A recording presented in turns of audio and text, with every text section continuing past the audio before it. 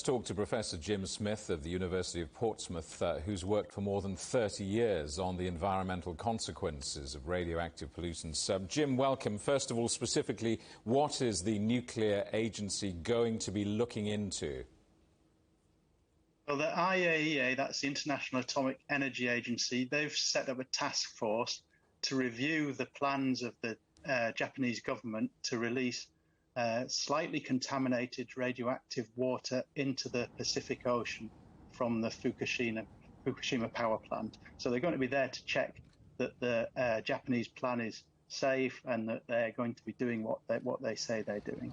And are there any alternatives to it releasing this water into the ocean? If you don't do this, what do you do?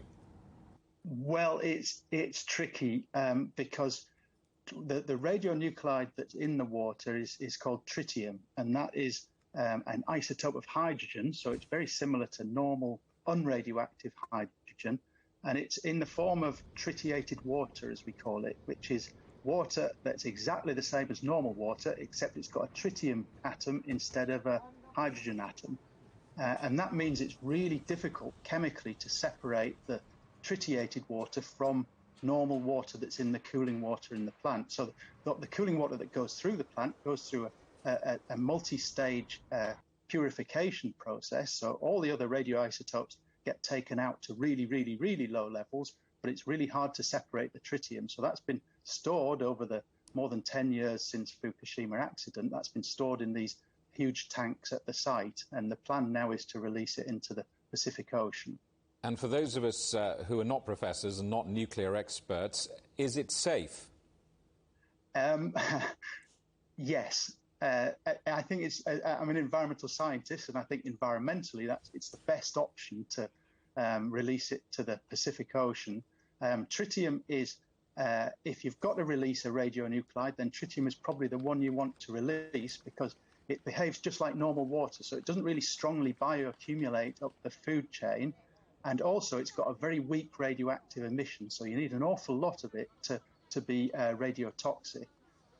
This is commonly done around the world at nuclear power stations and reprocessing facilities. So, for example, in France, the Cap de la Hague reprocessing facility releases more tritium every year into the English Channel, or La Manche in French, than would be released from the Fukushima plant. So it's something that happens all around the world, but understandably people in the area are concerned about it.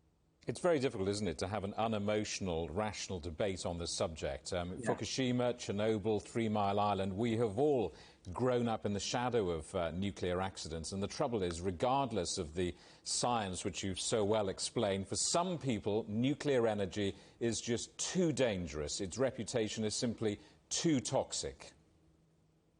That's right. It's very difficult to, because we hear words like radioactive and mutation and cancer associated with all things nuclear, it's very difficult to get the kind of scientific subtleties across to people. And it's very difficult to say that something's completely safe because nothing in life is completely safe. I understand that people have concerns, and people here in Japan, particularly fishermen who are affected by the release of much more radioactivity to the Pacific Ocean right after the accident, now they're really concerned about the release of some more. And that's not just a concern about health, but that's a concern about the perception, because it's really hard for them to sell their products when consumers who aren't experts, obviously, in radiation science, they are worried about their products. So the accident itself affected the livelihood of the fishermen, and this release will have an impact as well. So I understand the concerns.